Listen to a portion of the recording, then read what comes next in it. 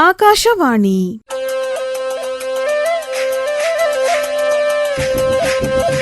ಕ್ಷಿತಿಜ ಸಾಹಿತ್ಯ ಸಾಧಕರೊಂದಿಗೆ ಸಂವಾದ. ಭಾಗವಹಿಸುತ್ತಾರೆ ಹಿರಿಯ ಕತೆಗಾರ ಡಾಕ್ಟರ್ ಅಮರೇಶ್ ನುಗುಡೋಣಿ. ಪರಿಕಲ್ಪನೆ ಹಾಗೂ ಪ್ರಸ್ತುತಿ ಡಾಕ್ಟರ್ ಬಸು ಬೇವಿನಗಿಡದ್. ಕೇಳಿ, ಒಬ್ಬ ಕತೆಗಾರರೊಂದಿಗೆ ಇನ್ನೊಬ್ಬ ಕತೆಗಾರರು. ಆತ್ಮೀಯರೇ, ನಮ್ಮ ಆಕಾಶವಾಣಿ ಸ್ಟುಡಿಯೋದಲ್ಲಿ ಕನ್ನಡದ ಒಬ್ಬ ಹೆಸರಾಂತ ಕತೆಗಾರರು, ಕಾದಂಬರಿಕಾರರು ಆಗಿರುವಂತಹ ಡಾಕ್ಟರ್ ಅಮರೇಶ್ ನುಗುಡೋಣಿ ಅವರಿದ್ದಾರೆ. ಡಾಕ್ಟರ್ ಅಮರೇಶ್ ನುಗುಡೋಣಿ ಅವರು ತಮ್ಮ ಕತೆಗಳ ಮೂಲಕ, ಕಾದಂಬರಿಗಳ ಮೂಲಕ, ಆಮೇಲೆ ತಮ್ಮ ವೈಚಾರಿಕತೆಯ ಮೂಲಕ ಈ ನಾಡಿನಲ್ಲಿ ಗುರುತಿಸಿಕೊಂಡವರು. ಮತ್ತೆ ಬಹಳಷ್ಟು ಜನರನ್ನು ಅವರು ತಮ್ಮ ಪುಸ್ತಕಗಳಿಂದ ಪ್ರೇರೇಪಿಸಿದವರು. ತಮ್ಮ ಪ್ರಾಧ್ಯಾಪಕ ವೃತ್ತಿಯಿಂದ ಈ ಸಂಸ್ಕೃತಿಯನ್ನ ಅಥವಾ ಒಂದು ಸಂವೇದನಾಶೀಲ ಪ್ರವೃತ್ತಿಯನ್ನ ಬೆಳೆಸುವಲ್ಲಿ ಅಮರೇಶ್ ನುಗುಡೋಣಿ ಬಹಳಷ್ಟು ಕೆಲಸ ಮಾಡಿದ್ದಾರೆ. ಮಣ್ಣು ಸೇರಿತು ಬೀಜ, ಅರಿವು, ತಮ್ಮಂಧದ ಕೇಡು, ಮುಸ್ಸಂಜೆಯ ಕಥಾನಕಗಳು, ಸವಾರಿ, ಇಂತಹ ಕಥಾ ಸಂಕಲನಗಳನ್ನ ಅವರು ಪ್ರಕಟ ಮಾಡಿದ್ದಾರೆ. ಒಂದು ಆಶ್ಚರ್ಯ ಅಂತಂದ್ರೆ ಅವರು ಕವಿತಾ ಸಂಕಲನ ಕೂಡ ಪ್ರಕಟ ಮಾಡಿದ್ರು. ನೀನು ಅವನು ಪರಿಸರ ಅಂತ ಮೊದಲಿಗೆ ಶ್ರೀಕೃಷ್ಣ ಆಲನಹಳ್ಳಿ ಅವರ ಕುರಿತು ಒಂದು ವ್ಯಕ್ತಿ ಪರಿಚಯವನ್ನ ಆ ಪುಸ್ತಕವನ್ನು ಕೂಡ ಮಾಡಿದ್ದಾರೆ. ಬಿಸಿಲ ಹನಿಗಳು ಅನ್ನುವಂತ ಹೈದರಾಬಾದ್ ಕರ್ನಾಟಕ ಪ್ರಾತಿನಿಧಿಕ ಒಂದು ಕಥಾ ಸಂಕಲನವನ್ನು ಕೂಡ ಅವರು ಮಾಡಿದ್ದಾರೆ. ಈ ರೀತಿ ಕರೋನಾ ಕಾಲದ ಒಂದು ಕಾದಂಬರಿ ಕೂಡ, ಕರೋನಾ ಕಾಲ ಯಾವ ರೀತಿ ಒಂದು ಸಂಕಷ್ಟವನ್ನೆಲ್ಲ ತಂತು ಅನ್ನುವುದು ಕುರಿತಂತೆ ಅದನ್ನ ಇಟ್ಟುಕೊಂಡು ಒಂದು ಕಾದಂಬರಿ ಕೂಡ ನಾವೆಲ್ಲ ಓದಿದೀವಿ. 1989ರಲ್ಲಿ ಅವರಿಗೆ ಜಯತೀರ್ಥ ರಾಜಪುರೋಹಿತ ಸ್ಮಾರಕ ದತ್ತಿ ಕಥಾ ಪ್ರಶಸ್ತಿ ಬಂತು. ಆಮೇಲೆ ಕರ್ನಾಟಕ ಸಾಹಿತ್ಯ ಅಕಾಡೆಮಿ ಮತ್ತೆ ಇತರ ಅನೇಕ ಸಂಘ ಸಂಸ್ಥೆಗಳ ಪುರಸ್ಕಾರಗಳು ಕೂಡ ಅಮರೇಶ್ ನುಗುಡೋಣಿ ಅವರನ್ನ ಹುಡ್ಕೊಂಡು ಬಂದವ. ಇಂಥ ಒಬ್ಬ ಲೇಖಕರನ್ನ ಹಿಂದೆ ಅನೇಕ ಸಲ ಕೂಡ ಅವರು ಬಂದಿದ್ರು. ಈಗ ನಮ್ಮ ಒಂದು ಸಾಹಿತ್ಯಿಕ ಮಾತುಕತೆಗಾಗಿ ಅವರು ಬಂದಿರೋದು ನಮಗೆ ಬಹಳ ಖುಷಿ. ನಮಸ್ಕಾರ ಅಮರೇಶ್ ಅವರೇ. ನಮಸ್ಕಾರ ಡಾಕ್ಟರ್ ಬಸು ಬೇವಿನಗಿಡದವರೇ. ನೀವು ಆಕಾಶವಾಣಿಗೆ ಬರೋದಂದ್ರೆ ಒಂದು ಖುಷಿ. ಯಾವಾಗಲೂ ನೀವು ಒಂದು ಈ ಏಕಾಂತವನ್ನ ಪ್ರೀತಿ ಮಾಡ್ತೀರಿ ಅಂತ. ಹೌದು, ಮತ್ತು ಎಲ್ಲ ನೀವು ಸ್ನೇಹಿತರಲ್ವಾ, ಓದ್ಕೊಂಡಿರ್ತೀರಿ. ನಮ್ಮವೆಲ್ಲ ನಿಮ್ಮ ನಾವು ಓದ್ಕೊಂಡಿರ್ತೀವಿ. ಸಂವಾದ ಅಂದ್ರೆ ಬಹಳ ಸರಳವಾಗಿ ನಡೆಯುವಂತದ್ದಾಗಿರುತ್ತೆ. ಹಾಗಾಗಿ ಬರುವುದಕ್ಕೆ ನಮಗೆ ಖುಷಿ ಅನಿಸ್ತಾ ಇದೆ. ಈಗ ಒಂದು 30 ವರ್ಷಗಳ ಹಿಂದಿನಿಂದಲೂ ಕೂಡ ನಾವು ನೀವು ಪರಿಚಿತರು, ಸ್ನೇಹಿತರು.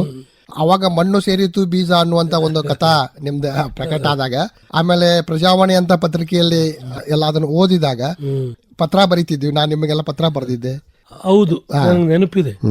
ಆಮೇಲೆ ಅಮರೇಶ್ ಅವರು, ನೀವು ಅಂದ್ರೆ ಒಬ್ಬ ಕಥೆಗಾರ ಆಗುವಂತದ್ದು ಅಥವಾ ಒಬ್ಬ ಲೇಖಕ ಆಗುವಂತದ್ದು, ಆ ಒಂದು ಮೊಳಕೆಯ ಬೀಜ ಹೆಂಗ್ ಬಿತ್ತು, ಅದು ಅದನ್ನ ಹೆಂಗ್ ಹೊಡಿತು, ಆ ಬೀಜ ಅದನ್ನ ಯಾರು ಹಾಕಿದ್ರು ಅಂತ, ಯಾರು ಬಿತ್ತಿದ್ರು? ನಾನು ಮೂಲತಃ ರೈತ ಕುಟುಂಬದಲ್ಲಿ ಬೆಳೆದವನು. ನಮ್ಮ ಮನೆತನ ರೈತರನ್ನು ಬಿಟ್ರೆ, ಒಕ್ಕಲ್ತನ ಬಿಟ್ರೆ ಬೇರೆ ಯಾವ ಉದ್ಯೋಗಗಳಲ್ಲಿ ತೊಡಗಿದವರಲ್ಲ ನಾವು. ಮತ್ತೆ ತಕ್ಕ ಮಟ್ಟಿಗೆ ನಮ್ಮ ತಂದೆ ನಮ್ಮನ್ನೆಲ್ಲ ಓದಿಸಿದ್ರು. ಆದ್ರೆ ನಾನು ಕೊನೆ ಮಗ.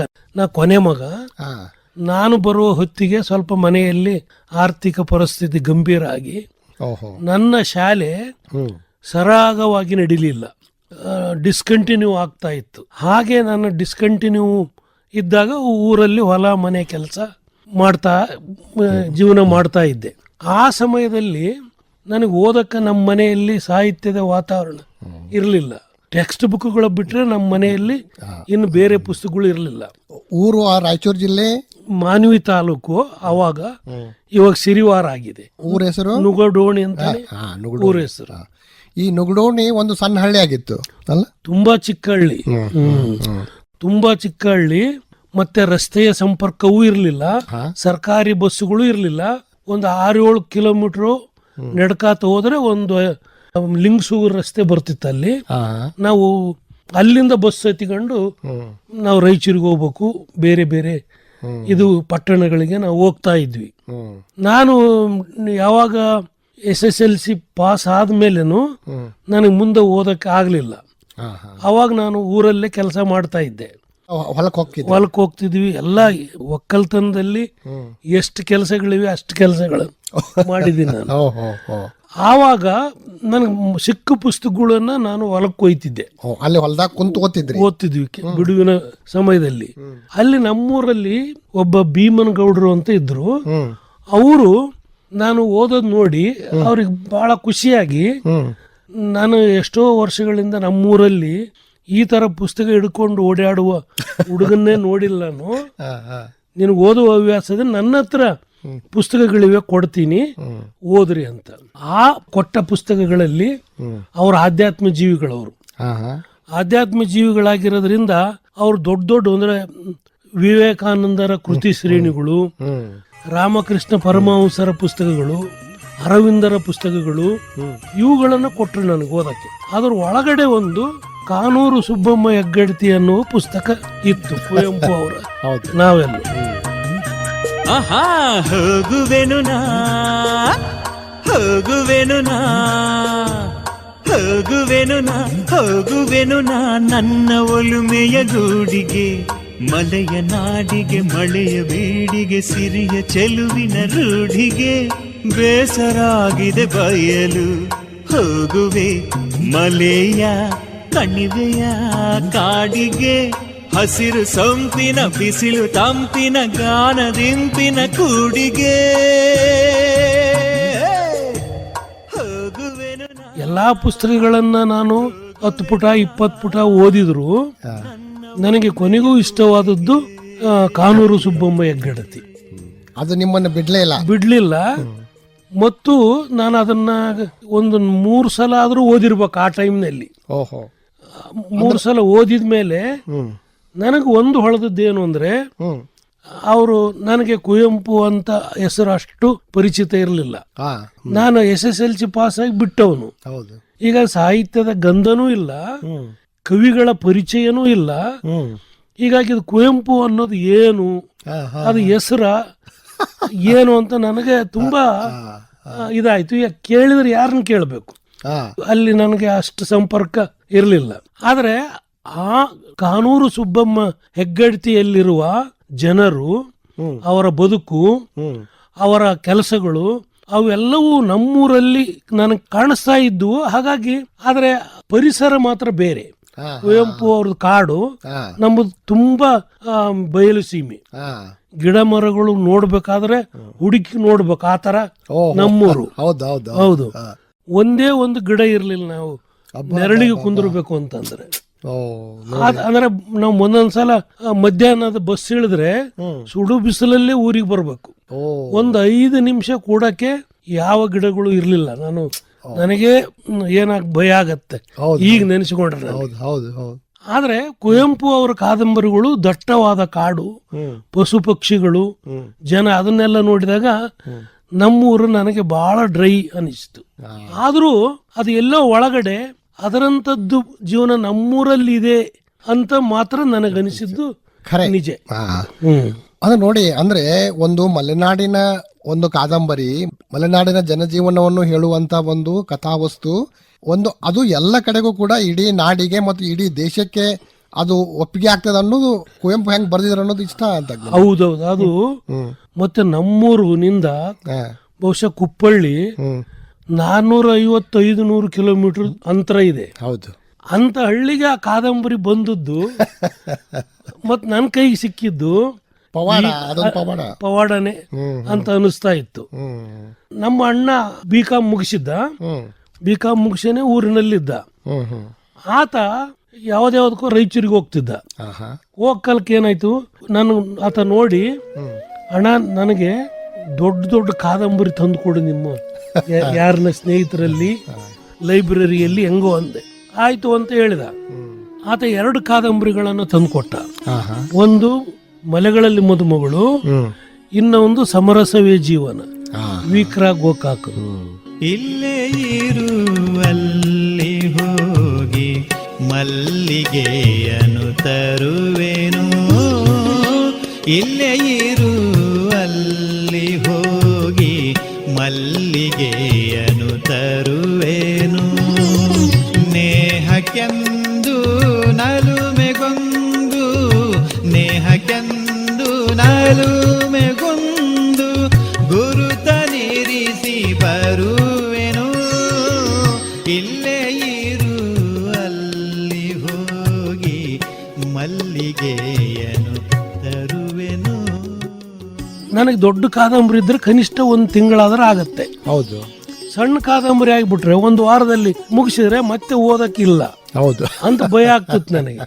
ಅದಕ್ಕೆ ದೊಡ್ಡ ತಾಮ ಮಲೆಗಳಲ್ಲಿ ಮದುಮಗಳು ಓದಿದ ಮೇಲೆ ಓಹೋ, ನನಗೆ ಕುವೆಂಪು ಅಂತಂದ್ರೆ ಯಾರು ಅಂತ ತಿಳ್ಕೊಂಡೆ ನಾನು. ತಿಳ್ಕೊಂಡ್ರೆ ಆದ್ರೆ ಅವ್ರನ್ನೇನು ನೋಡಕ್ಕಾಗಲ್ಲ ಮತ್ತು ನಮಗೆ ಸಾಹಿತ್ಯದ ಪರಿಚಯ ಇಲ್ಲ, ಗಂಧ ಇಲ್ಲ. ಒಳಗಡೆ ಮಾತ್ರ ಎಲ್ಲೋ ನಾನು ಇಂಥದ್ದು ಬರೀಬಹುದಾ ಅಂದ್ರೆ ನೀವು ದಿನ ನೋಡ್ತಾ ಇದ್ರಿ ನಿಮ್ ಸುತ್ತಮುತ್ತಲು. ಹೌದು, ಏನು ವ್ಯತ್ಯಾಸ ಇಲ್ಲ. ದಲಿತರು, ಶೋಷಣೆ, ಜಮೀನ್ದಾರರು, ಮಹಿಳೆಯರ ಸಂಕಷ್ಟಗಳು ಎಲ್ಲವುಗಳನ್ನು ನೋಡ್ತಾ ಇದ್ದೆ. ಅಸ್ಪೃಶ್ಯತೆ ಆಚರಣೆ ಎಲ್ಲ ಇತ್ತಲ್ವಾ. ಅವ್ರು ಮಲೆನಾಡಿನಲ್ಲಿ ಬರ್ದಾರೆ, ಇದು ನಮ್ಮೂರಲ್ಲಿದೆ, ಇದನ್ನ ನಾನು ಬರಿಬಹುದಾ ಅಂತ ನನ್ನ ಒಳಗೆ ನಾನು ಆಲೋಚನೆ ಮಾಡ್ಕೋತಾನೆ ನಾನು ಕಾಲೇಜ್ ಸೇರಿದೆ. ಅಂದ್ರೆ ಆ ವಿಚಾರ ನಿಮ್ ಒಳಗ್ ಬಂತು, ನಾನು ಹಂಗೆ ಬರಿಬಹುದಲ್ಲ ಅಂತ. ಹೌದು, ಅವು ಎರಡೇ ಕಾದಂಬರಿಗಳು ಬಹಳ. ಆಮೇಲೆ ಟೆಕ್ಸ್ಟ್ ಬುಕ್ಗಳೆಲ್ಲ ಓದ್ತಿದ್ದೆ ಮತ್ತು ಬೇರೆ ಬೇರೆ. ಆದ್ರೆ ನನಗೆ ಏನಾದ್ರು ಬರವಣಿಗೆಗೆ ತೊಡಗಬೇಕಾದ್ರೆ ನನಗೆ ಓದಿನ ಸಹಾಯ ಇಲ್ಲಲ್ಲ. ಬಂಡವಾಳ ಅಂದ್ರೆ ಈ 2 ಕಾದಂಬರಿ ಓದಿದ್ದು ಮಾತ್ರ. ಹಂಗಾಗಿ ನಾನು ಬರೆಯಕ್ ಹೋಗ್ಲಿಲ್ಲ, ತುಡಿತ ಮಾತ್ರ ಒಳಗಡೆ ಇತ್ತು. ಆಮೇಲೆ ನೀವು ಕಾಲೇಜ್ ಹೋದ್ರಿ, ರಾಯಚೂರಿಗೆ ಹೋದ್ರಿ ಕಾಲೇಜಿಗೆ? ಹೌದು, ರಾಯಚೂರು. ಆಮೇಲೆ ಅಲ್ಲಿ ಶಾಂತರಸರೆಲ್ಲ ಹೆಂಗ್ ಸಿಕ್ಕರು ನಿಮ್ಗೆ? ಅವ್ರ ಪರಿಚಯ? ನಾನು SSLC ಪಾಸ್ ಆಗಿದ್ನಲ್ವಾ, ಪಾಸ್ ಆಗಿ 1-2 ವರ್ಷ ಊರಲ್ಲೇ ಕೂತೆ. ಸ್ವಪ್ರೇರಣೆಯಿಂದ ನಾನು ಓದೆ ಕಾಲೇಜಿಗೆ. Junior college, Hamdard junior college ಅಂತ ಇತ್ತಲ್ವಾ, ಅಲ್ಲಿ ಹೋಗಿ ನಾನು ಅಡ್ಮಿಷನ್ ಮಾಡಿಸಿದೆ. ಮಾಡಿಸಿದಾಗ ಅಲ್ಲಿ ಶಾಂತರಸರು ಪ್ರಿನ್ಸಿಪಾಲ್ರಾಗಿದ್ರು. ಅವ್ರು ಕ್ಲಾಸಿಗೆ ಬರ್ತಿದ್ರು. ಕೊನೆ ಪಕ್ಷ ವಾರಕ್ಕೆ ಒಂದಾದ್ರು ತಗೋತೀನಿ, PUC ಫಸ್ಟ್ ಇಯರ್ಗೆ, ಸೆಕೆಂಡ್ ಇಯರ್ಗೆ ಅಂತ. ಅವ್ರು ಏನ್ ಮಾಡ್ತಿದ್ರು, ಅವ್ರದೊಂದು ವಿಶೇಷ ಅಂದ್ರೆ ಯಾವ ಪಾಠ ಮಾಡ್ತಾರೆ ಆ ಪಾಠ ಮಾಡುವುದಕ್ಕಿಂತ ಮುನ್ನ ವಿದ್ಯಾರ್ಥಿಗಳಿಗೆ ಓದ್ಕೊಂಬರಕ್ ಹೇಳಿ ಅದ್ರ ಬಗ್ಗೆ ನಿಮ್ಮ ಅಭಿಪ್ರಾಯ ಏನು ಅಂತ ಕೇಳ್ತಿದ್ರು. ಹೌದು, ನಾನು ಅದರಾಗೆ ಪಾಠಗಳು ಅವ್ರು ಹೇಳೋ ಪಾಠ ಮತ್ತು ಯಾವ ವಾರ ಬರ್ತಾರೆ ಅಷ್ಟೊತ್ತಿಗೆ ಓದ್ಕೊಂಡು ನನಗೆ ತಿಳಿದದ್ದು ಆ ಪಾಠದ ಬಗ್ಗೆ ಅವರಿಗೆ ಒಪ್ಪಿಸ್ತಾ ಇದ್ದೆ. ಕ್ಲಾಸ್ನಲ್ಲಿ ಬಹಳ ಜನ ಏನು ಹೇಳ್ತಿರ್ಲಿಲ್ಲ, 3-4 ಜನ ಮಾತ್ರ ಹೇಳ್ತಿದ್ರು. ನನಗೆ ಒಂದಿನ ಕ್ಲಾಸ್ ಬಿಟ್ಟ ಮೇಲೆ ಶಾಂತರಸರು ನೀ ಸ್ಟಾಫ್ ರೂಮಿಗೆ ಬಾ ಅಂದ್ರು. ಸ್ಟಾಫ್ ರೂಮಿಗೆ ಹೋದೆ ನಾನು. ತಮ್ಮ, ನೀನು ಏನು ಹೇಳ್ತಿದ್ದಿ ಪಾಠ, ಅಭಿಪ್ರಾಯಗಳು, ನಿನ್ನ ತಿಳುವಳಿಕೆ ಚೆನ್ನಾಗಿದೆ, ನೀನು ಏನಾದ್ರೂ ಬರೆದು ಏನು ಅಂತ ಕೇಳಿದ್ರು. ಇಲ್ಲ ಸರ್, ಬರೆದಿಲ್ಲ ನಾನು, ಬಟ್ ಸ್ವಲ್ಪ ಓದಿದ್ದೀನಿ ಅಂತ. ಏನು ಓದಿ ಅಂತ ಕೇಳಿದ್ರೆ, ಇಂಥವ 2 ನಾವೆಲ್ಗಳು ಮತ್ತು ಕೆಲವು ಆಧ್ಯಾತ್ಮದ ಪುಸ್ತಕಗಳು ಓದಿವಿ ಅಂದಾಗ, 2 ನಾವೆಲ್ ಓದಿಯಲ್ಲ, ಅದು ಡಿಗ್ರಿ ಕಾಲೇಜ್ನಲ್ಲಿರುವ ಕನ್ನಡ ಪ್ರೊಫೆಸರ್ಗಳೇ ಓದಿಲ್ಲಪ್ಪ, ನೀನು PUC ಬರೋಟಿಗೆ ಓದ್ಕೊಂಡ್ ಬಂದಿಯಲ್ಲ, ಸಂತೋಷ ಆಗತ್ತೆ, ಏನನ್ನ ಬರೆದ್ರೆ ತೋರ್ಸು ಅಂತ ಹೇಳಿ ಪ್ರೋತ್ಸಾಹ ನೀಡಿದ್ರು ಅವರು. ಅಂದ್ರೆ ಆಮೇಲೆ you did not look back, ಹಿಂತಿರುಗಿ ನೋಡಲಿಲ್ಲ ಆಮೇಲೆ ಅಂತ. ಅಂದ್ರೆ ಬರವಣಿಗೆ ನಾನು ಮಾಡ್ಲಕ್ ಹೋಗ್ಲಿಲ್ಲ, ಆದ್ರೆ PUC ಅಲ್ಲಿ ಅಂತ ಮಾಡ್ಲಿಲ್ಲ.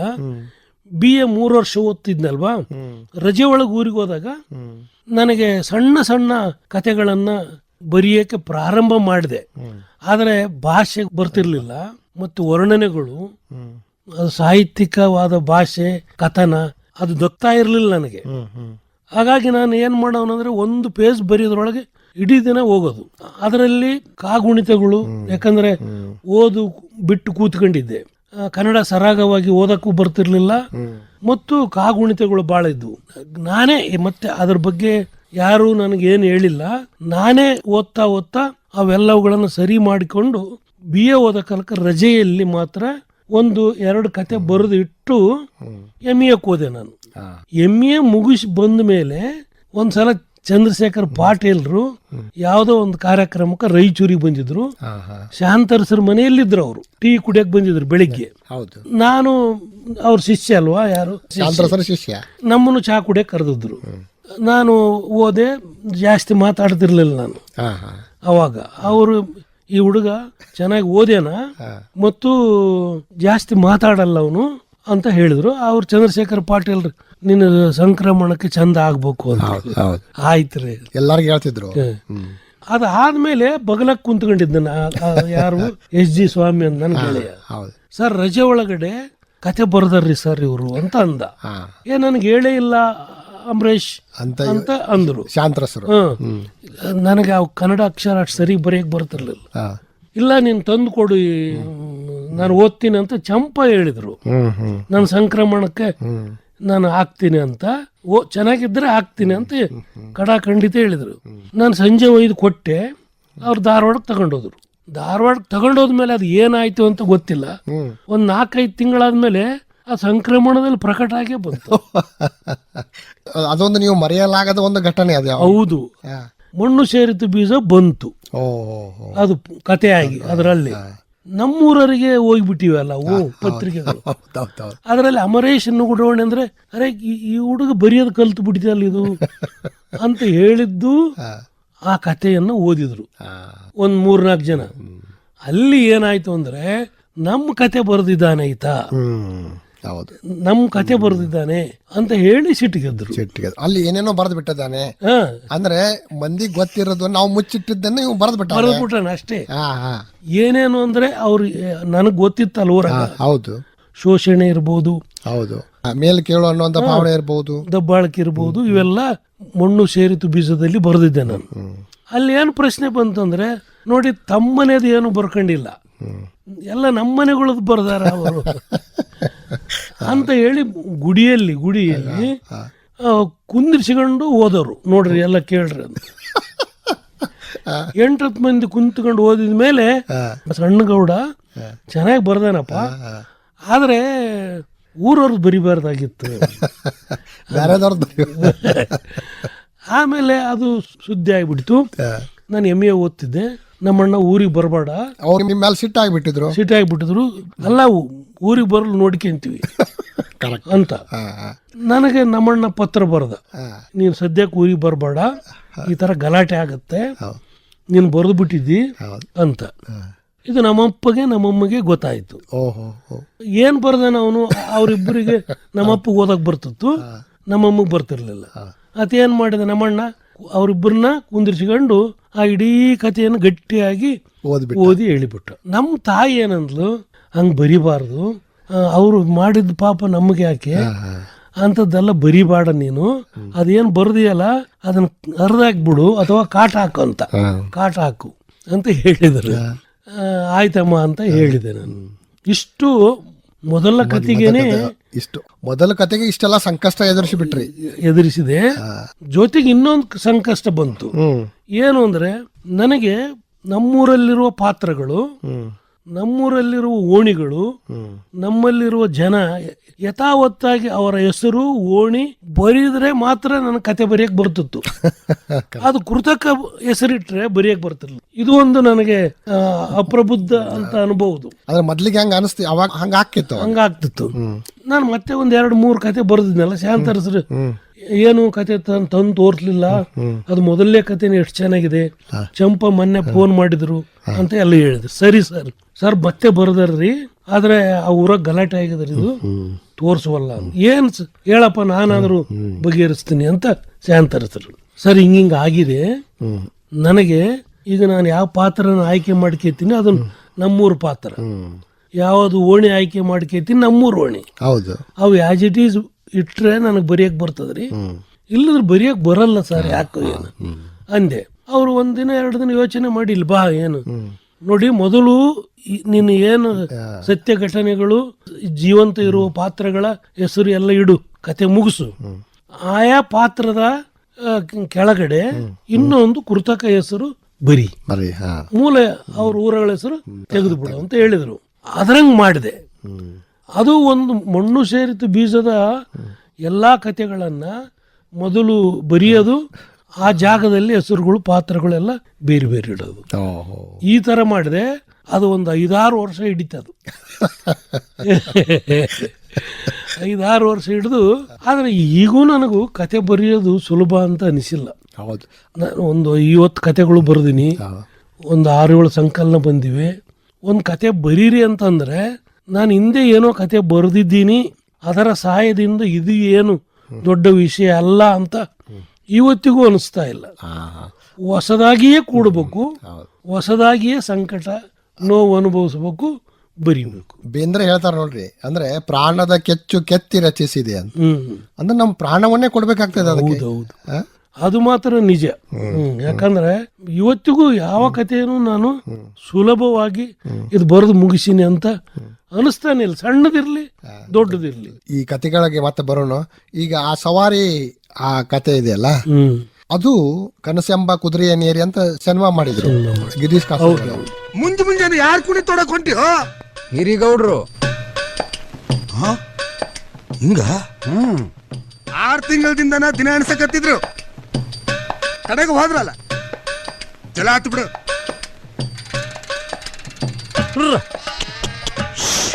ವಾಡಿಯವ್ರು ಹೇಳ್ಕೇಶಾರಲ್ಲ ಮತ್ತೆ ಕರೀಲಿ ಅಂತ ಕುಡ್ರಕಾಕೈತಾನೆ. ಹೆಣಕ್ ಕುಣಿ ತೋಡೋದು ನನ್ ಕಾಯಕ, ನಾ ಅದನ್ನ ಮಾಡವನ. ಅದು ಒಂದು ಬಹಳ ಅಂದ್ರೆ ಈ ಜಾಗತೀಕರಣ ಮತ್ತು ನಮ್ಮ ಹಳ್ಳಿ ಅಂದ್ರೆ ಸಂಘರ್ಷ ಇದೆಯಲ್ಲ, ಹಳೇದ್ರು ಮತ್ತು ಹೊಸದರ ನಡುವಿನ ತಿಕ್ಕಾಟ, ಇದು ಒಂದು ಮುಖಾಮುಖಿ. ಇದನ್ನ ಬರಿಬೇಕಂತ ಹೆಂಗ ಅನಿಸ್ತು ನಿಮ್ಗೆಲ್ಲ? ಅಂದ್ರೆ ಮೊದಲ ಕಥೆಗಳು ಅವು ನಮ್ಮೂರು ಪರಿಸರನ್ನ ಮಾತ್ರ ಗಣನೆಗೆ ತಗೊಂತಿದ್ದೆ. ನನಗೆ ಗೊತ್ತಿರ್ಲಿಲ್ಲ ಬೇರೆ ಅದು. ಯಾವಾಗ ನಾನು MA ಓದೆ, MA ಓದಿ ಕನ್ನಡ ಯೂನಿವರ್ಸಿಟಿಗೆ ಬಂದೆ. ಬಂದಾಗ ನನಗೇನಾಯ್ತು, ಅಲ್ಲಿ ಇರುವ ದೊಡ್ಡ ದೊಡ್ಡ ಪ್ರೊಫೆಸರ್ಸ್ಗಳು ಅವರು ಪ್ರತಿ ದಿನ ಚರ್ಚೆ ಮಾಡಾರಲ್ಲ ಯಾವ್ದಾವ್ದು ವಿಷಯ. ಅವಾಗ ನಮಗೆ ಜಾಗತೀಕರಣದ ಸಂಗತಿಗಳು, ಉದಾರೀಕರಣದ ಸಂಗತಿಗಳು, ಇವೆಲ್ಲವುಗಳು ನಮಗೆ ತೀವ್ರವಾಗಿ ಚರ್ಚೆಗೆ ಬರ್ತಾ ಇದ್ದು. ಮತ್ತೆ ನಮ್ಮ ಹಳ್ಳಿಗಳು ಕೂಡ ನಿಧಾನವಾಗಿ ಹೆಂಗ್ ಬದಲಾಗ್ತಾ ಇವೆ, ಇವೆಲ್ಲವುಗಳನ್ನ ನಾನು ಗ್ರಹಿಸುವುದಕ್ಕೆ ಶುರು ಮಾಡಿದಾಗ ಕಥೆಯಲ್ಲಿ ನೈಜತೆ ಮಾತ್ರ ಅಥವಾ ಸತ್ಯ ಘಟನೆ ಮಾತ್ರ ಒಳ್ಳೇದು ಅಂತ ಅಲ್ಲ. ಕತೆ ಅಂದ್ರೆ ಫಿಕ್ಷನ್ ಅಂದ್ರೆ ಕಲ್ಪಿತ ಕತೆ. ಹಾಗಾಗಿ ಅದಕ್ಕೆ ನಾವು ಇನ್ನೂ ನಮ್ಮ ಕಣ್ಣ ಮುಂದಿನ ಲೋಕದಲ್ಲಿ ನಡೆಯುವ ವಿದ್ಯಮಾನಗಳನ್ನ ಅಳವಡಿಸಿಕೊಂತ ಹೋಗ್ಬೇಕು ಅಂತ ನನಗೆ ಮನಸ್ಸಿಗೆ ಬಂದ ಮೇಲೆ, ಅಲ್ಲಿ ಊರ ಘಟನೆಗಳು ಹಳ್ಳಿ ಕತೆ ಅಂತ ಇವತ್ತಿಗೂ ಕರೀತಾರೆ. ಅದರ ಒಳಗಿರುವ ಪೂರ್ಣ ಇದೆ ಅಲ್ವಾ, ಅದು 21ನೇ ಶತಮಾನದ ನಮ್ಮ ಬಿಕ್ಕಟ್ಟುಗಳು ಅದರೊಳಗಡೆ ಚರ್ಚೆ ಆಗ್ತಾ ಇರುತ್ತೆ. ಅಂದ್ರೆ ಇಡೀ ಪ್ರಪಂಚದ ಯಾವುದೇ ಮೂಲೆಯಲ್ಲಿ ನಡೀತಕ್ಕಂತ ಒಂದು ಘಟನೆ ಕೂಡ ನಮ್ಮ ಗ್ರಾಮದಲ್ಲಿ ಅದು ಪರೋಕ್ಷವಾಗಿ ಪ್ರಭಾವ ಬೀರಿರಬಹುದು ಅಂತ.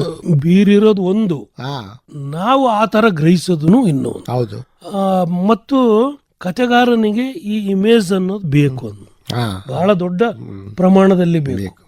ಅದನ್ನ ನಾನು ಮುಂದಿನ ಕಥೆಗಳಲ್ಲಿ ಮಾಡ್ತಾ ಹೋದೆ. ಒಂದು ವಿಷನ್ ಅಂತೀವಲ್ಲ ನಾವು, ಆ ವಿಷನ್. ಹೌದು, ವಿವರಗಳನ್ನ ಇವಾಗ ನಮಗ ಅನುಭವ ಅಂತ ಕರಿತೀವಲ್ಲ, ಈ ಅನುಭವಗಳು ಒಂದು ಸಂಕಲನ 2 ಸಂಕಲನ ಅಂತ ಒಂದು 10 ಕತೆ ಬರೆದ ಮೇಲೆ ನಾವು ನೋಡಿರುವ ನಮ್ಮ ಹಳ್ಳಿ ಅದೆಲ್ಲವೂ ಮುಗಿದೋಗುತ್ತೆ. ಮುಗಿದೋದಾಗ ಏನ್ ಮಾಡ್ಬೇಕು, ನನಗೆ ಅವಾಗ ಅನಿಸ್ತಾ ಇತ್ತು, ಅನುಭವಗಳನ್ನ ನಾವು ಸೃಷ್ಟಿ ಮಾಡಿಕೊಳ್ಬೇಕು. ನಾವು ಸೃಷ್ಟಿ ಮಾಡಿಕೊಳ್ಳದೆ ಹೋದ್ರೆ ಮತ್ತು ಎಲ್ಲೇ ನೋಡಿರುವ ಪಾತ್ರಗಳು, ಎಲ್ಲೋ ನೋಡಿರುವ ಘಟನೆಗಳು, ಎಲ್ಲೋ ಪೇಪರ್ನಲ್ಲಿ ಓದಿರುವ ಅನೇಕ ಬಗೆಯ ಈ ತರ ಎಲ್ಲವುಗಳನ್ನ ಅದನ್ನ ಇಟ್ಟುಕೊಂಡು ಪಾತ್ರಗಳನ್ನ ಸೃಷ್ಟಿ ಮಾಡೋದು ಕಲಿತೆ ನಾನು. ಹಾಗಾಗಿ ಅದು ವಿಸ್ತಾರ ಆಗ್ತಾ ಇರ್ತಿದ್ವು. ಅದನ್ನು ಲೋಕಲೈಸ್ ಮಾಡ್ತಿದ್ದೆ ನಾನು, ಸ್ಥಳೀಕರಿಸ್ತಿದ್ದೆ. ಈಗ ಆ ಸವಾರಿಯಲ್ಲಿ ಏನಾಗ್ತದೆ, ಅಪ್ಪ ಸತ್ತಿದ್ದಾನೆ, ಸತ್ರು ಕೂಡ ಅದನ್ನ ಅವ ತನ್ನ ರಾಜಕೀಯ ಇದಕ್ಕಾಗಿ ಅಪ್ಪ ಸತ್ತಿದ್ರು ಕೂಡ ಆ ಹೆಣ ಇಟ್ಟುಕೊಂಡು ಮತ್ತೊಂದು ಬೇರೆ ಸಭೆಯಲ್ಲಿ ಭಾಗವಹಿಸ್ತಾ ಇದ್ದಾನೆ.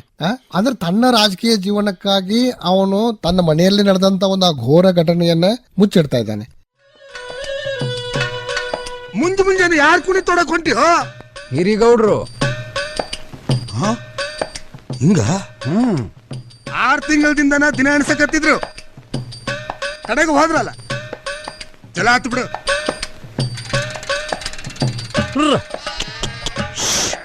ವಾಡಿಯವ್ರು ಹೇಳ್ಕೇಶಾರಲ್ಲ ಮತ್ತೆ ಕರೀಲಿ ಅಂತ ಕುಡ್ರಕಾಕೈತಾನೆ.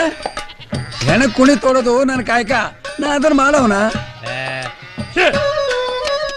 ಆಮೇಲೆ ನೀವು ಸುಡುಗಾಡು ಸಿದ್ದನ್ ತರ್ತೀರಿ, ಅದು ಎಷ್ಟೆಲ್ಲ ಒಂದು ಕತೆ ಸಂಕೀರ್ಣ ಆಗ್ತದೆ. ಆಮೇಲೆ ಒಬ್ಬ ಸತ್ಯ ಹೇಳವನು ಅದನ್ನು ಸುಳ್ಳಂತ ಇವು ಸಾಬೀತು ಮಾಡಕ್ ಹೋಗ್ತಿರ್ತಾನೆ.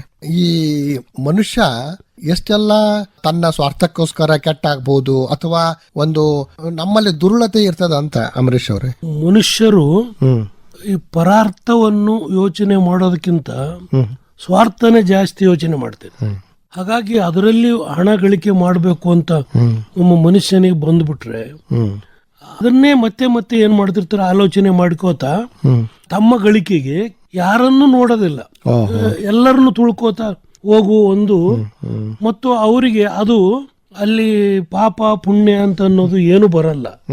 ತಮ್ಮ ದಾರಿ, ತಮ್ಮ ಗಳಿಕೆ, ತಮ್ಮ ಹಿತಾಸಕ್ತಿ, ತಮ್ಮ ಶ್ರೀಮಂತಿಕೆ, ಹಿತಾಸಕ್ತಿ ಮಾತ್ರ ಗಮನ ಇಟ್ಕೊಂಡು ಮುಂದೆ ನಡೀತಾ ಇರ್ತಾರೆ. ಈ ಕಥೆಯಲ್ಲಿಯೂ ಕೂಡ ಅಷ್ಟೇ. ಅವನಿಗೇನು ಅಂದ್ರೆ ಅಲ್ಲಿ ಜಾಗತೀಕರಣ ಬಂದಿದೆ, ಯಾವುದೋ ಒಂದು ಫ್ಯಾಕ್ಟ್ರಿ ನಮ್ಮ ಊರಲ್ಲಿ ಆಗ್ತಾ ಇದೆ, ಆ ಊರಲ್ಲಿ ಫ್ಯಾಕ್ಟ್ರಿಗೆ ಬೇಕಾದ ಒಂದು 300-400 ಎಕರೆ ಭೂಮಿಯನ್ನ ನಾನು ಮೊದಲು ಊರವರಿಂದ ತಗೊಂಡು ಹೌದು ಅದನ್ನ ತನ್ನ ಹೆಸರಲ್ಲಿ ಮಾಡಿಕೊಂಡು ಅವರಿಗೆ ಎಷ್ಟೋ ಅಲ್ಪ ಸ್ವಲ್ಪ ಹಣ ಕೊಟ್ಟು ಈ ಕಂಪನಿಯಿಂದ ಕೋಟ್ಯಾಂತರ ರೂಪಾಯಿ ಪಡ್ಕೊಳ್ಬೇಕು ಅಂತ ಒಂದು ದುರಾಸೆ. ಅದು ಅಂತ ದುರಾಸೆ ಕೋಟಿ ಗಟ್ಟಲೆ ಹಣ ಇರೋ ಕಾಲಕ್ಕ ರಿಜಿಸ್ಟ್ರೇಷನ್ ಆಗುವ ದಿನ ತನ್ನ ತಂದೆ ಸತ್ತಾಗ ಅಲ್ಲಿ ಆ ಕೆಲಸ ಏನಾಗಬೇಕು, ನಿಂದಿರಬಾರದು. ಹೌದು.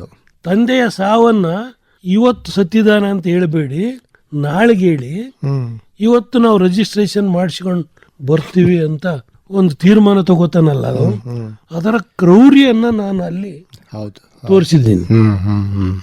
ಅದಕ್ಕೆ ಉಪಯೋಗ ಮಾಡಿಕೊಳ್ಳೋದು ಯಾರನ್ನಂತಂದ್ರೆ ಸುಡುಗಾಡು ಸಿದ್ಧ. ಅದೇ ಸುಡುಗಾಡು ಸಿದ್ಧ. ಸುಡುಗಾಡು ಸಿದ್ಧ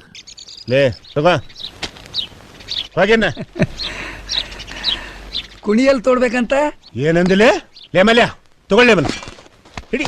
ಏ ನಡಿ ಬಿಡ್ರಿ, ಏ, ನಿನ್ನ ಇದ್ನ ಕೇಳಕತ್ತೀರಿ, ಬಿಡ್ರಿ, ಏಯ್ ಬಿಡ್ರಿ ನನ್ನ ಬಾಯ್ ಮಾಡಬೇಡ. ಅಜಾರ, ಏಯ್ ಹಲ್ಲ ಅಜಾರ, ಉದುರಿಸ್ತೇನಲ್ಲವ. ಏ ಗಪ್, ಬಿಡ್ರಿ, ಗಪ್, ನಡಿ. ನನ್ ಕಣ್ ಸುಳ್ಳಾಗಂಗಿಲ್ಲ, ಬಿಡ್ರಿ. ಈ ಸುಡುಗಾಡು ಸಿದ್ಧ ಅಂದ್ರೆ ಅಲ್ಲಿ ಏನಾಗಿರುತ್ತೆ, ಅವ್ನು ಕರೆನ ಹೇಳ್ತಿರ್ತಾನೆ ಎಲ್ಲ. ಕರೆನೇ ಹೇಳ್ತಿರ್ತಾನೆ. ಆ ಊರಿನಲ್ಲಿ ಏನಾಗಿರುತ್ತೆ, ಈ ಯಾರೇ ಸತ್ರು ಕುಣಿ ತೋಡ್ಬೇಕಲ್ಲ ಒಬ್ರು. ಹೌದು ಹೌದು. ಆ ಕುಣಿ ತೋಡವನ ಗುರು ಇವನು ಸುಡುಗಾಡು ಸಿದ್ಧ. ಸುಡುಗಾಡು ಸಿದ್ಧ. ಆದ್ರೆ ಅವತ್ತು ಸುಡುಗಾಡು ಸಿದ್ಧ ಬರುವುದಕ್ಕೂ ಇಲ್ಲಿ ಊರಲ್ಲಿ ಈ ತರದ ಘಟನೆ ನಡೆದಿರುತ್ತೆ. ಅಂದ್ರೆ ಸುಡುಗಾಡು ಸಿದ್ಧ ಬಂದಾನಂತಂದ್ರೆ ಯಾರೋ ಸತ್ತಾರಂತ ಊರವ್ರಿಗೆಲ್ಲ ಗೊತ್ತಾಗತ್ತೆ, ಯಾರು ಸತ್ತಿರಬಹುದು ಅಂತ ಅನ್ಕೋತಾರೆ. ಆದ್ರೆ ಅವನ್ನ ಏನ್ ಮಾಡ್ತಾರೆ, ಅವನಿಗೆ ಆಮಿಷ ತೋರಿಸಿ ಮನೆ ಒಳಗೆ ಕೂಡಾಕೊಂಡು ನಮ್ ತಂದೆ ಸತ್ತಿಲ್ಲ ಇವತ್ತು ಅಂತ ಪ್ರೂವ್ ಮಾಡ್ತಾರೆ ಅವನ ಮುಂದೆ. ಅದು ರಿಜಿಸ್ಟ್ರೇಷನ್ ಆಗಿ ಬಂದ ಮೇಲೆ ಮರುದಿನ ಆವತ್ತು ಸತ್ತಿದ್ದಾನೆ ಅಂತ ಅನೌನ್ಸ್ ಮಾಡ್ತಾರೆ. ಹೌದು. ಆದ್ರೆ ಕುಣಿ ತೋಡಿರ್ತಾನಲ್ವಾ, ಕುಣಿ ತೋಡಿದವನಿಗೆ ಈ ಗೌಡ ನಿನ್ನೆ ಸತ್ತಿದ್ದಾನೆ ಇವತ್ತಲ್ಲ ಅನ್ನೋ ಸತ್ಯ ಅವನಿಗೆ ಗೊತ್ತಿದೆ. ಹೌದು ಹೌದು. ಹಂಗಾಗಿ ಗುರು, ನನ್ನ ಗುರು ನನಕ್ಕಿಂತಲೂ ಸತ್ಯವಂತ ಇರಬೇಕು. ಆದ್ರೆ ಗೌಡ್ರ ಹಾಕುವ ಭಿಕ್ಷಕ್ಕೆ ಅವ್ರಿಗೆ ಒಳಗಾಗಿ ಸತ್ತು ಹೋಗಿದ್ದಾನೆ, ಅದಕ್ಕಾಗಿ ನಾನು ಆ ಗುರುನ ಇಷ್ಟಪಡಲ್ಲ ಅಂತ ಅನ್ನುವ ಲೆವೆಲ್ಗೆ ಹೋಗಿ ನಿಂದಿರ್ತಾನೆ ಆತ. ಆತನ ಹೆಂಡತಿ ಕೂಡ ಅಷ್ಟೇ. ಹೌದು ಹೌದು. ಅವಾಗ ಅವನಿಗೆ ಅರಿವು ಆಗುತ್ತೆ. ಅರಿವಾಗಿ ನಾನು ನಿಜ ಹೇಳ್ತೀನಿ ಅಂತಾನೆ. ನಿಜ ಹೇಳ್ತೀನಿ ಅಂದಾಗ ಅಲ್ಲಿ ಆ ಭೂ ಮಾಲೀಕರ ಬಂಡವಾಳ ಹೊರಗೆ ಬೀಳ್ತದಲ್ವಾ. ಹೌದು ಹೌದು ಹೌದು. ಈ ಸಂಕಟದಲ್ಲಿ ಆ ಕಥೆಯನ್ನ ನಾನು ಬರೆದೆ. ನಾನು ಅದು ಒಂದು ಇನ್ಸಿಡೆಂಟ್ ಏನು ಅಂದ್ರೆ, ನಮ್ಮ ತಾಯಿ ತೀರ್ಕೊಂಡಿದ್ರು. ತಾಯಿ ತೀರ್ಕೊಂಡಾಗ ನಾನು ಕನ್ನಡ ಯೂನಿವರ್ಸಿಟಿನಲ್ಲಿದ್ದೆ, ಓದೆ, ಸುದ್ದಿ ಬಂತು. ಹೋದಾಗ ಎಲ್ಲ ಬಂಧು ಬಳಗ ಎಲ್ಲ ದೊಡ್ಡದು. ನಾನೇನ್ ಮಾಡಿದೆ, ಅಲ್ಲೇ ಪಕ್ಕದ ಹೊಲದಲ್ಲಿ ಈ ಕುಣಿ ತೋಡ್ತಿದ್ರಲ್ಲ ನಮ್ಮ ತಾಯಿಗೆ, ಅಲ್ಲಿಗೆ ಹೋಗಿ ಕೂತ್ಕೊಂಡೆ. ಅವ್ರೇನ್ ನನಗೆ ಪರಿಚಯ ಅಷ್ಟು ಇರಲಿಲ್ಲ, ಆದ್ರೆ ಅವ್ರು ಮಾತಾಡ್ತಾ ಇದ್ರು. ಯಾರು ಕುಣಿ ತೋಡವ್ರು ಏನ್ ಮಾತಾಡ್ತಿದ್ರು ಅಂದ್ರೆ, ನಮ್ ಗುರು ಬರ್ತಾನೆ, ಇವೆಲ್ಲ ಲೆಕ್ಕ ಇಡ್ತಾನೆ, ನಾವು ಬಂದಾಗ ಆತನಿಗೆ ಎಲ್ಲಾ ರೀತಿಯ ಸನ್ಮಾನ ಮಾಡಬೇಕು, ಸನ್ಮಾನ ಮಾಡಿ ಕಳಿಸ್ಬೇಕು. ಈ ಗೌಡ ಇದಾನಲ್ವಾ, ಈಗ ನಮ್ಮ ಗುರು ಬಂದ ದಿನ ಸತ್ರೆ ಈ ಗೌಡ ಅವನು 108 ಪಾಪ ಮಾಡಿದ್ರು ಪಾಪವನ್ನ ಕಳ್ಕೊಂಡು ಸ್ವರ್ಗ ಸೇರ್ತಾನೆ ಅನ್ನುವ ನಂಬಿಕೆ ಅಂತೆ. ಇನ್ನೊಂದು ನಂಬಿಕೆ ಇದೆ, ಏನಂದ್ರೆ ಶಿವರಾತ್ರಿ ದಿನ ಯಾರೇ ಸಾಯ್ಲಿ ಅವ್ರ ಶಿವನ ಬಾಗಿಲು ತೆರೆದಿರುತ್ತೆ. ಇಂಥವುಗಳನ್ನು ಕುಣಿ ತೋಡ್ತಾ ಮಾತಾಡ್ತಿದ್ರು ಅವರು. ಮಾತಾಡಕ್ ನನಗೆ ಬಹಳ ಕುತೂಹಲ ಅನಿಸ್ತು. ಸುಡುಗಾಡು ಸಿದ್ಧ ಎಂದು ಊರಿಗೆ ಬಂದಿರ್ತಾನ್ರಿ, ಅವತ್ತು ಊರಲ್ಲಿ ಯಾರೇ ಸಾಯ್ಲಿ ಅವ್ರು ಎಷ್ಟೇ ದೊಡ್ಡ ಪಾಪ ಮಾಡಿದ್ರು ಸ್ವರ್ಗಕ್ಕೆ ಹೋಗ್ತಾರೆ. ಇದನ್ನ ಈ ಗೌಡ ಏನ್ ಮಾಡ್ತಾನೆ, ನಮ್ಮಪ್ಪ ಸಿಕ್ಕಾಪಟ್ಟೆ ಫ್ಯೂಡಲ್ಲು, ಕ್ರೂರಿ, ಆದ್ರೆ ಸಿದ್ಧ ಬಂದ ದಿನ ಸತ್ತಿದ್ದಾನೆ ಅಂತ ಪ್ರೂವ್ ಮಾಡಿದರೆ ಈ ಊರರು ಸುಳ್ಳಾಗತ್ತೆ, ನನ್ನ ತಂದೆ ಪ್ರಾಮಾಣಿಕ, ಅದಕ್ಕಾಗಿ ಸಿದ್ಧ ಬಂದಿನ ಸತ್ತಿದ್ದಾನೆ ಅನ್ನೋದನ್ನ ಹೇಳ್ತಾರೆ ಅವರು. ಹಂಗ ಅವನ್ ಒಂದಿನ ಇಟ್ಕೊಂಡು ಹಂಗ ಹೇಳಕ್ಕೆ ನೋಡ್ತಾರೆ. ಬಟ್ ಅವನು ನಾನು ಸುಳ್ಳು ಹೇಳಿದೆ ಅಂತ ಅನ್ನೋದು ಅವನ್ ತಲೆಗೆ ಬಂದು, ಇಲ್ಲ ನಾನು ನಿಜ ಹೇಳ್ತೀನಿ ಅಗಸೆಗೆ ಓಡ್ತಾನೆ ಅಷ್ಟೇ. ಒಂದು ನಮ್ಮ ಜೀವನಕ್ಕೆ ಎಷ್ಟೊಂದು ಸಂಕೀರ್ಣತೆ ಐತಿ ಅನ್ನೋದನ್ನು ಕೂಡ ಕತೆ ಕಾದಂಬರಿಗಳು ತೋರಿಸ್ಬೇಕಂತ.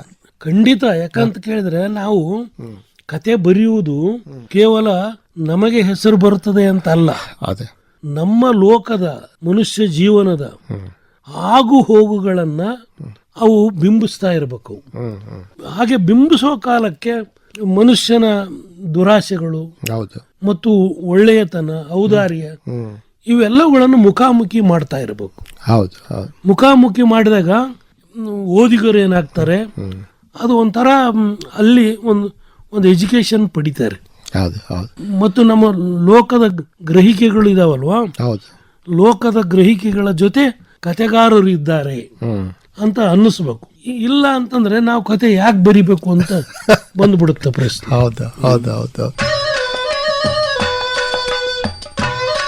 ಆಮೇಲೆ ಆ ಸಿನಿಮಾ ಮಾಡಿದ್ದು ಅದು ಕೂಡ ಮತ್ತಷ್ಟು ಜನರಿಗೆ ಅದು ನಿಮ್ಮ ಥೀಮು ಮುಟ್ಲಿಕ್ಕೆ ಒಂದು ಸಾಧ್ಯ ಆಯ್ತು ಅಂತ ಅದೂ ಇರಬಹುದು.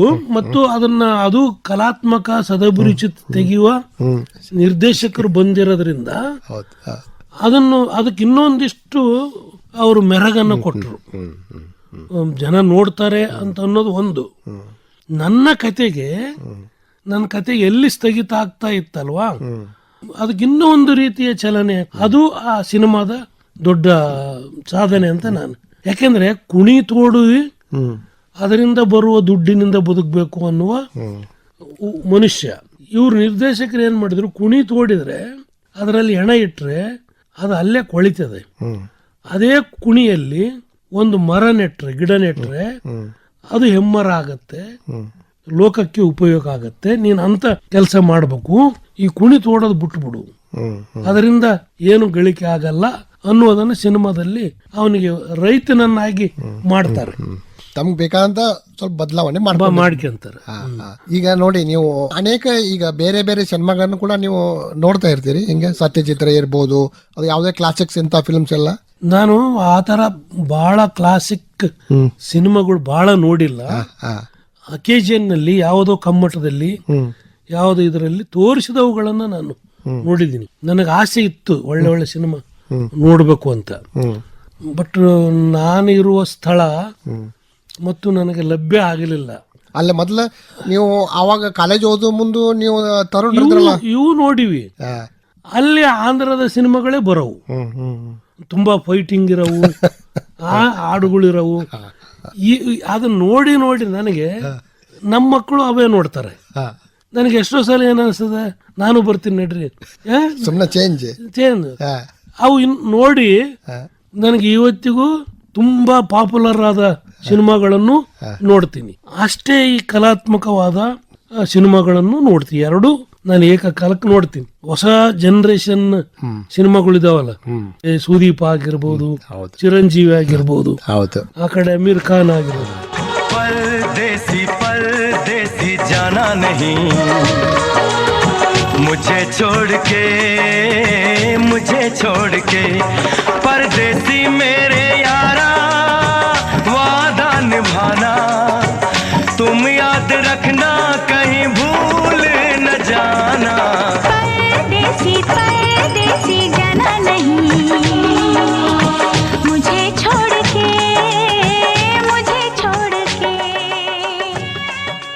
ಅವರೂ ನೋಡ್ತೀನಿ. ಮತ್ತು ಹಾಗೆ ಕಲಾತ್ಮಕ ಮಾಡಂತ ಸ್ಮಿತಾ ಪಾಟೀಲ್ ಅವರೂ ನೋಡ್ಕೊಂತ ಬಂದಿದ್ದೆ. ಎರಡೂ ನೋಡ್ತೀನಿ ನಾನು. ರಾಜ್ಕುಮಾರ್ ಸಿನಿಮಾ ನೋಡಿದ್ದೀರಿ? ನೋಡಿ ರಾಜ್ಕುಮಾರ್ ಸಿನಿಮಾ ನೋಡದೆ ಇರೋರು ಕನ್ನಡಿಗರು ಯಾರಿದ್ದಾರೆ? ಅದು ನಮ್ಮ ಪೀಳಿಗೆಯಲ್ಲಿ ಅಲ್ವಾ? ಮತ್ತೆ ಐಕಾನ್ ನಿನ್ನ ಕಂಗಳ ಬಿಸಿಯ ಹನಿಗಳು 100 ಕಥೆಯ ಹೇಳಿವೆ, ನಿನ್ನ ಪ್ರೇಮದ ನುಡಿಯ ಕೇಳಿ 100 ನೆನಪು ಮೂಡಿವೆ. ನಿನ್ನ ಕಂಗಳ ಬಿಸಿಯ ಹನಿಗಳು 100 ಕಥೆಯ ಹೇಳಿವೆ. ಅಂದ್ರೆ ಈ ಸಿನಿಮಾ ನೋಡೋದ್ರಿಂದ ಕೂಡ ಬೇರೆ ಬೇರೆ ಅಂದ್ರೆ ಒಂದು ವಿಸ್ತಾರ, ನಮ್ಮ ಮನಸ್ಸಿನ ವಿಸ್ತಾರ ಆಗ್ತದಲ್ಲ ಅಮರೇಶ್? ಖಂಡಿತ ಆಗತ್ತೆ. ಎರಡು ಮಾಧ್ಯಮಗಳು ಬೇರೆ ಬೇರೆ ಆದ್ರೂ ಹಾ ಹಾ ವಸ್ತು ಅಂತ ನಾವು ಯಾವ್ದನ್ನ ಕರಿತೀವಲ್ವಾ, ವಸ್ತುವನ್ನು ನಿರ್ವಹಿಸಿರುವುದು ಸಿನಿಮಾದಲ್ಲಿ ಬೇರೆ ತರ, ಹಾ ಕಥೆಯಲ್ಲಿ ಬೇರೆ ತರ. ಇದನ್ನ ನಾವು ಎರಡನ್ನ ನಾವು ಬೇರೆ ಬೇರೆ ಮಾಡಿ ಇಟ್ಕೊಂಡ್ರೆ ನಾವು ಆ ಸಿನಿಮಾದಲ್ಲಿರೋ ವಸ್ತುವನ್ನ ತಗೋತೀವಿ, ಕತೆಗೆ ಬೇಕಾದ ನಿರೂಪಣೆಯನ್ನ ಇಟ್ಕೊಂತೀವಿ. ಇದು ಕೊಡುಕೊಳೆ ಖಂಡಿತ ನಡೆಯುತ್ತೆ ಅಂತ ನನಗೆ ಅನಿಸ್ತದೆ. ಪ್ರಜ್ಞೆ ಇರ್ಬೇಕಷ್ಟೇ. ಏನು, ಮಾಧ್ಯಮಗಳು ಬೇರೆ, ನಿರೂಪಣಾ ಕ್ರಮ ಬೇರೆ.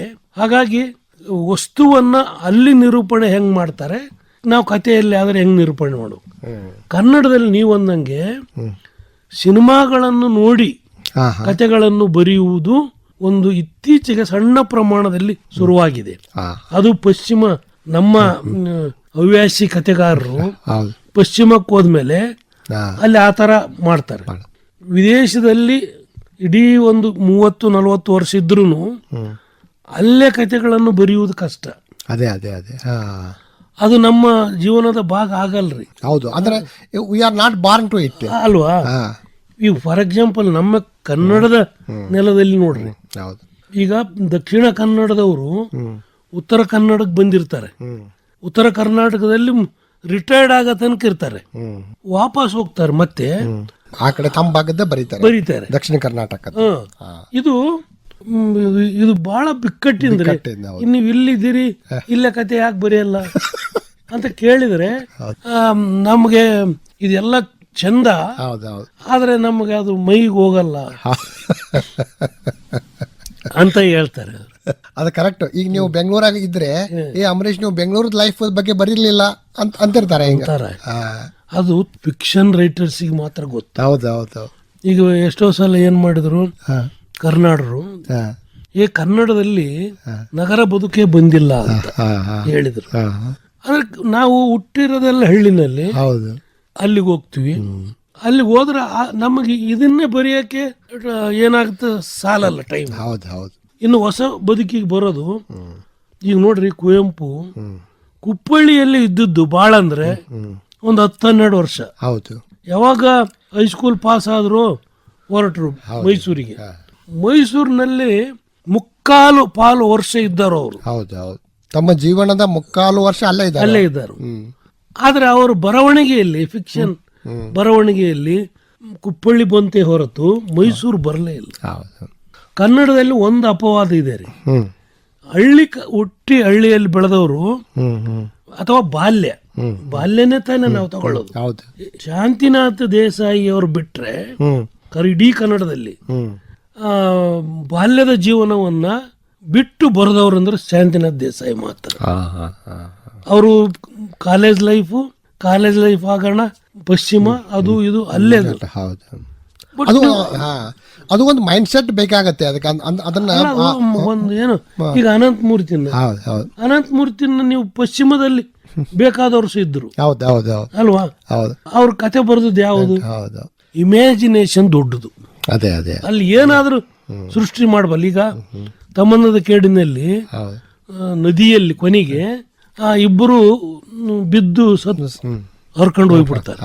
ನಮ್ಮೂರಿಗೆ ನಮ್ಮ ಸ್ನೇಹಿತರು ಬಂದಿದ್ರು, ಯಾರು HSR, ರಹಮತ್ ತರೀಕೆರೆ, ಇಂಥವ್ರು ಬಂದಿದ್ರು. ನಾರಾಯಣ ಅವರು ನದಿ ಎಲ್ಲಿ ಇದೆ ಅಂತ ಕೇಳಿದ್ರು. ನದಿನೇ ಇಲ್ಲ, ಗಿಡನೂ ಇಲ್ಲ, ನದಿನೂ ಇಲ್ಲ. ಅವ್ರು ರಹಮತ್ ಪರಿಚಯ ಸ್ವಲ್ಪ ಜೋಕ್ ಮಾಡೋದ್ ಜಾಸ್ತಿ. ಅಲ್ರಿ, ಕಾಲ ಹರಿಯುವಷ್ಟು ನದಿ ಇಲ್ಲ, ಹಳ್ಳ ಇಲ್ಲ ಇವ್ರೂರಾಗ.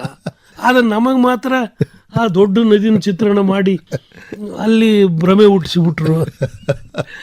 ಆದ್ರೆ ಆ ಎಕ್ಸ್ಪೀರಿಯನ್ಸ್ ನಾ ಪಡ್ಕೊಂಡು ಬೇರೆ ಊರಲ್ಲಿ, ನದಿ ಇರುವ ಊರಲ್ಲಿ ನಾನು ಪಡ್ಕೊಂಡಿದ್ದದು. ಹಳ್ಳದ ದಂಡ್ಯಾಗ ಮೊದಲಿಗೆ ಕಂಡಾಗ ಏನೊಂದು ನಗೀತ,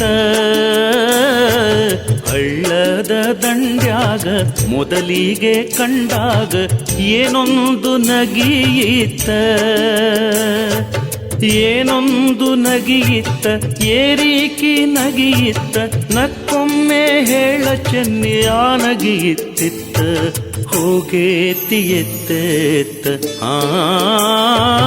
ನಕ್ಕೊಮ್ಮೆ ಹೇಳ ಚೆನ್ನಿಯಾನಗಿ ಇತ್ತಿತ್ತ ಹೋಗೇತಿ ಎತ್ತೆತ್ತ. ಅಂದ್ರೆ ಒಬ್ಬ ಕಥೆಗಾರ ಅಥವಾ ಒಬ್ಬ ಅಂದ್ರೆ ಏನು ಕ್ರಿಯೇಟಿವ್ ರೈಟರ್ ಯಾವಾಗಲೂ ಕೂಡ ಏನೇನೋ ಮಿಕ್ಸ್ ಮಾಡಿ ಅಥವಾ ತಾ ಏನೇನೋ ಕಲ್ಪಿಸಿಕೊಂಡು ಅದನ್ನ ಹೆಣಿಬೇಕಲ್ಲ, ಆ ಹೆಣಿಗೆ ಬಹಳ ಬಹಳ ಮಹತ್ವ. ಬಹಳ ಸಮರ್ಥನೀಯವಾಗಿ ಅದನ್ನು ಗ್ರಹಿಸಬೇಕು ಮತ್ತು ಕಲ್ಪಿಸಿಕೊಳ್ಬೇಕು, ಅಂದ್ರೆ ಕಥೆಗಾರರಾಗ್ತಾರೆ.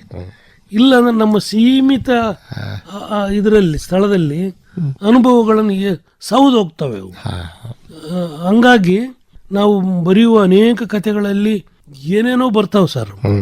ಅವೆಲ್ಲ ಯಾಕಂದ್ರೆ ನಾವು ನೋಡಿರ್ತೀವಿ, ನಾನು ಕೇಳಿರ್ತೀವಿ. ಆದ್ರೆ ಕತೆ ಬರೆಯುವವರಿಗೆ ಒಂದು ಪಾಯಿಂಟು, ಅವ್ರಿಗೆ ಒಂದು ನಿರ್ದಿಷ್ಟವಾದ ಪ್ಲೇಸ್ ಬೇಕು. ಕತೆ ಎಲ್ಲರ ನಡೆದಿರಲಿ, ಕತೆಯನ್ನು ಮುನ್ನಡೆಸಬೇಕಾದ್ರೆ ಒಂದು ಪ್ಲೇಸ್ ಬೇಕು. ಹೌದು, ಆ ಪ್ಲೇಸ್ ಅನ್ನ ಆಯ್ಕೆ ಮಾಡ್ಕೊಂತಾರೆ. ಆಯ್ಕೆ ಮಾಡ್ಕೊಳ್ಳೋಕಲ್ಕ ನಾವು ನಮ್ಮ ಕಥೆಯಲ್ಲಿ ಬರುವ ಎಲ್ಲಾ ವಿದ್ಯಮಾನಗಳನ್ನ, ಸಂಗತಿಗಳನ್ನ ಆ ಪ್ಲೇಸ್ ನಲ್ಲಿ ತರಕ್ಕೆ ಟ್ರೈ ಮಾಡ್ಬೇಕು. ನಾವ್ ಎಲ್ಲೆಲ್ಲ ನೋಡಿರ್ತೀವಿ. ನಾನು ಆಯ್ಕೆ ಮಾಡಿಕೊಂಡ ಪ್ಲೇಸ್ ನಲ್ಲಿ ಟ್ರೇನ್ ಇರ್ಲಿಕ್ಕಿಲ್ಲ, ಏರ್ಪೋರ್ಟ್ ಇರ್ಲಿಕ್ಕಿಲ್ಲ ಅಲ್ವಾ, ಒಂದ್ ದೊಡ್ಡ ಮಾಲ್ ಇರ್ಲಿಕ್ಕಿಲ್ಲ. ಆದ್ರೆ ನಾ ಬರಿತಿದ್ದೀನಿ ಅಂದ್ರೆ ಆ ಸನ್ನಿವೇಶಗಳು ಬರ್ತಾವಂದ್ರೆ ನಾ ಬೆಂಗಳೂರಿನಲ್ಲಿ ನೋಡಿದ್ದನ್ನು ಇಲ್ಲಿ ತರಬೇಕು. ಅಂದ್ರೆ ಅದು ಕೂಡ ಬಹಳ ಸುಸಂಬದ್ಧವಾಗಿ ಬರಬೇಕು. ಅದು ಮತ್ತೆ ಅರೆ ಬರೀ ಪದಗಳಲ್ಲಿ ಬಂದ್ರಲ್ಲ. ಕಥೆಗಾರರು ಈಗ ಆಕೆಗೆ ದುಃಖವಾಯಿತು, ಅವನಿಗೆ ಸಂಕಟವಾಯಿತು ಅಂತ ಬರೀತಾರೆ. ಅಲ್ಲಿ ದುಃಖ ಅನ್ನುವ ಪದವನ್ನು ಬಳಸದೆ ಅವನ ದುಃಖ ತೋರಿಸ್ಬೇಕು. ಇವನು ಸಂಕಟ ಆಯ್ತು ಅನ್ನೋದನ್ನ ಸಂಕಟ ಪದ ಬರೀದೆ ಅದನ್ನ ತೋರ್ಬೇಕು. ಇದು ಕಥೆಗಾರರದು. ವಂಡರ್ಫುಲ್. ಈಗ ನೀವು ಕುವೆಂಪು ಮಾಡ್ಯಾರ ಅಂದ್ರೆ, ನಾವು ಕುವೆಂಪುನ ಆ 2 ಕಾದಂಬರಿಗಳಲ್ಲಿ ಎಳೆ ಎಳೆ ಎಳೆ ಮಾಡಿದ್ರೆ ಅವರು ಈ ಸಂತೋಷವನ್ನು ವ್ಯಕ್ತ ಮಾಡಕ್ಕೆ, ದುಃಖವನ್ನ ವ್ಯಕ್ತ ಮಾಡಕಲ್ಕ ಅವ್ರು ಆರೋಪಿಸಲ್ಲ ಪದಗಳ ಮೂಲಕ. ಅಲ್ಲಿ ಏನೋ ಒಂದು ಕ್ರಿಯೆ ತರ್ತಾರೆ. ನಾಯಿ ಗುತ್ತಿ ಹೌದು, ತನ್ನ ನಾಯಿ ಹೊರಗೆ ಕುಂತ್ಕೊಂಡಿರುತ್ತೆ. ಅಲ್ಲಿ ಒಳಗ ಗೌಡನ್ ಮನೆಗೆ ಹೋಗಿರ್ತಾನೆ ಆ ಜಮೀನ್ದಾರ. ಇವನ್ನ ಬೈತಾರೆ ಸಿಕ್ಕಾಪಟ್ಟೆ. ಗುತ್ತಿನ ಬೈದಾಗ ಅವ್ನ್ ಗೌಡ್ರಲ್ವಾ, ಏನ್ ಮಾಡ್ತಾನೆ, ಹೊರಗೆ ಬರ್ತಾನೆ. ಹೊರಗೆ ಬಂದಾಗ ನಾಯಿ ಕುಂತಿರ್ತಲ್ಲ, ಪಟ್ಟಣ ತೆಲಿಗೆ ಬಡಿತಾನೆ. ನಾಯಿ ಒದರ್ತದೆ, ಮುಂದೆ ಹೋಗ್ತಾನೆ. ಅಥವಾ ಅದನ್ನ ಗೌಡನ್ನು ನಾಯಿ ಮಾಡಿರ್ಬೋದು. ಒಂದು ರಿಲೀಫ್ ಆಗಕ್ಕೆ ಅದನ್ನ ಯಾವ ರೀತಿ ವ್ಯಕ್ತಪಡಿಸಬೇಕು, ಅಭಿವ್ಯಕ್ತಿಯ ರೀತಿ ಅದು ಕನೆಕ್ಟ್ ಮಾಡ್ತಾರಲ್ರಿ. ಮತ್ತೆ ಓದುವ ವರ್ಗ ಕಡಿಮೆ ಆಗಿದೆ ಅಂತೆಲ್ಲ ಅಂತಿರ್ತೀವಿ ನಾವು. ಅದನ್ನ ಶಾಲೆ ಕಾಲೇಜುಗಳು ಇಲ್ಲ, ಇದು ಒಂದು ಏನು ಅಂತ ಕೇಳಿದ್ರೆ, ಇದರಿಂದ ಹೊರಗಿರೋರು ಅಂದ್ರೆ ಸಾಹಿತ್ಯ ಲೋಕದಿಂದ ಹೊರಗಿರ್ತಾರಲ್ಲ, ಅವರ ಮಾತೆ ಹೊರತು ಸಾಹಿತ್ಯದ ಒಳಗಿರುವ ಲೋಕ ಐತಲ್ಲ, ಅಲ್ಲಿ ಓದುವವರು ಹೆಚ್ಚಾಗಿದ್ದಾರೆ, ಬರೆಯುವವರು ಹೆಚ್ಚಾಗಿದ್ದಾರೆ. ನೋಡಿ, ಶಿವರಾಮ್ ಕಾರಂತರ ಒಂದು ಪುಸ್ತಕ ಖರ್ಚಾಗ್ಬೇಕಾದ್ರೆ 10 ವರ್ಷ ಹಿಡಿತಿತ್ತಂತೆ. ಮತ್ತೆ 1,000 ಪ್ರತಿಗಳು, 1,000 ಪ್ರತಿ. ಬಟ್ ಇವತ್ತು 1 ವರ್ಷದಲ್ಲಿ ಮಾರಾಟ ಮಾಡಿಬಿಡ್ತಾರಲ್ವಾ. ಹೌದು. ಆಮೇಲೆ ಅದ ತೇಜಸ್ವಿ ಅವರ ಕರ್ವಾಲೋ ಆ ಕಾದಂಬರಿ ಏನೋ 69ನೇ ಮುದ್ರಣ ಆಯ್ತು. ಹೌದು, ಬೇರೆ ಬೇರೆ ಕಾರಣಗಳು ಇರ್ತವೆ. ಆದರೂ ಇವತ್ತು ಒಬ್ಬ ಲೇಖಕನ ಪುಸ್ತಕಗಳು ಅಷ್ಟು ದೀರ್ಘಕಾಲ ಹಿಡಿಯಲ್ಲ, ಖರ್ಚಾಗಲ್ಲ.